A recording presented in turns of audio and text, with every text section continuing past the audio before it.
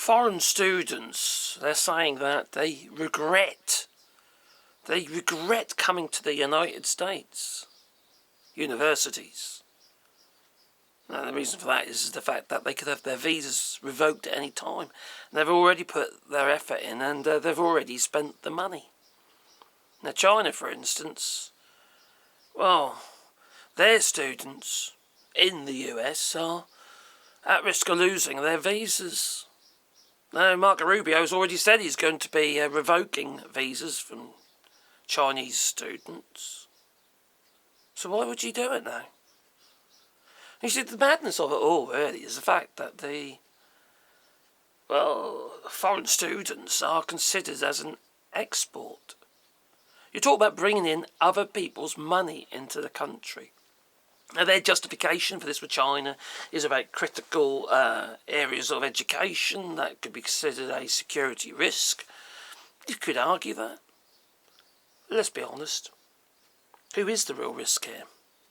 Is it China? Or is it the United States? After all, the United States has around 750 bases around the world. And many of them are, well, close to China. So who is the real aggressor here? Makes you wonder, doesn't it? Now, students are saying that they regret applying to the United States universities after these visa changes. Now, many of these visas are being revoked. They already have been. Now, students around the world are anxious and are in limbo. They say, as the Trump administration makes plans to temporarily halt US student visa appointments, an official memo seen by the BBC's US partner, CBS, ordered a temporary pause in appointments as the State Department prepares to increase social media vetting.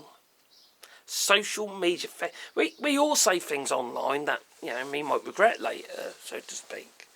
But social media vetting, that just means you're not allowed to have an opinion. Pretty much. And that opinion might be, I don't know, you might call Donald Trump, maybe, I don't know, a tangerine fucktard, a Trump with thin skin, a gormless golfer, a tangerine tyrant, Agent Orange, Paprika Palpatine, a Mango Mussolini, or a Cheeto Bandito, for instance. And then you're never going to get in, are you?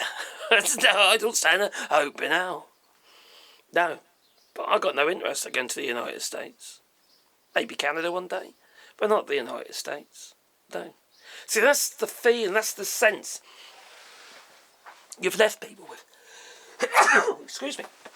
And nobody seems to want to go to the United States now. And those who have applied for their visas, have got their visas, and now they're at risk of losing their visas, they wish they hadn't either. That's what Donald Trump has done. He's made the United States a Billy No Mates. That has to be said. Now, I, for one, is disgusted at what I see what's going on over there. Absolutely disgusted. Not because I could be considered woke. No. But because I have a degree, a certain degree of morals. I'm not perfect, believe you me, I'm not perfect. But I believe in caring about people and actually looking after people. They do me no harm. Why the hell should I want to harm them? Plain and simple. Now, unfortunately, Donald Trump doesn't give a damn about people. There's only one person Donald Trump cares about. And that is bloody obvious, isn't it? It's Donald Trump. He talks about himself left, right and centre. He fluffs himself continuously. Whenever he makes a speech or a statement, always comes back round full circle, does a 180, and he's talking about himself. He might as well lean over and suckle his own chocolate starfish. That he might as well. Ooh, did he have corn? Oh, I can't remember that, no. Well, this is so stupid. Now, some students told the BBC that the confusion has even left them wishing that they had applied to schools outside of the United States. It's like Donald Trump doesn't want the United States to be on the map anymore, although he's changing the name of every feckin' place. Like, I don't know, the red, white and blue land or something, you know. He wants to annex Greenland. He wants to make Canada the 51st state. And then he renames the Gulf of Mexico the Gulf of America. And now Google's been sued by Mexico for changing the maps. You know, it's just absolute madness. If you want to have a place in the world, you have to do it through negotiation, have some mutual interest, whether it be trade, sport even, you know? They're things that you see eye and eye, you're on a level playing field with. So both sides benefit, and then you keep a keen relationship. You might not agree with everything the other side is doing, and they, vice versa, but still, you need to have something, a bond that holds you together. Otherwise, you're basically at war, whether it be some form of trade war or actually a hard war. Just how it is, you know. The students said that they feel lucky their applications was approved, but that has not eased their uncertainty. Even if I study in the United States, I may be chased back to China without getting my degree. They said, well, yeah, you probably will be chased back to China because Marco Rubio has already said that it's going to get revoked. Now, asked about the decision to pause all student visa appointments, State Department spokesperson Tammy Bruce told reporters on Tuesday, we take very seriously the process of vetting and who it is that comes into the country, and we're going to continue to do that. Well, that's fair enough. That's what you're supposed to do, okay?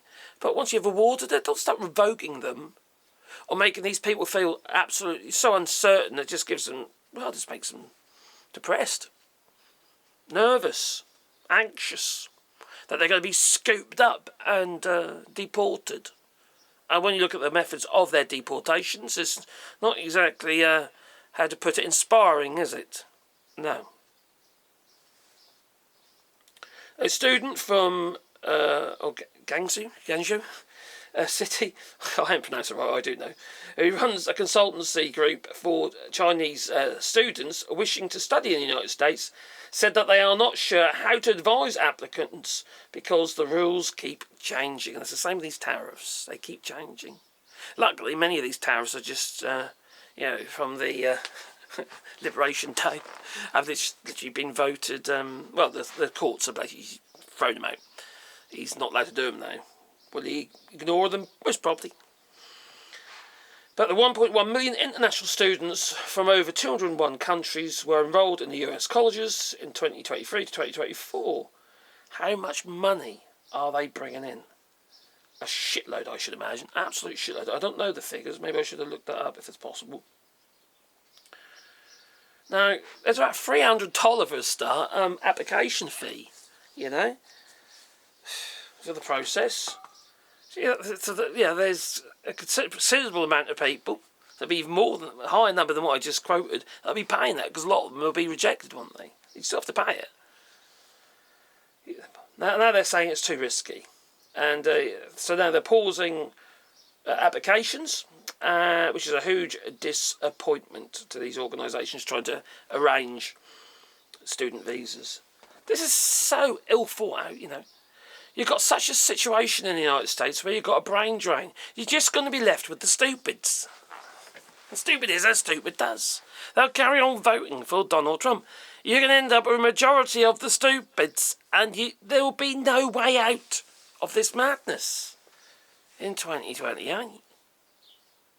Because all the stupids will carry on voting, and all the people with a brain will have, deserted the sinking ship. What says you? Please leave in the comments down below. Please hit the like button if you want to support the channel. Patreon to buy us a coffee. And links down below. Super thanks as well. But, without your support, the channel would disappear. Anyway, toodaloo.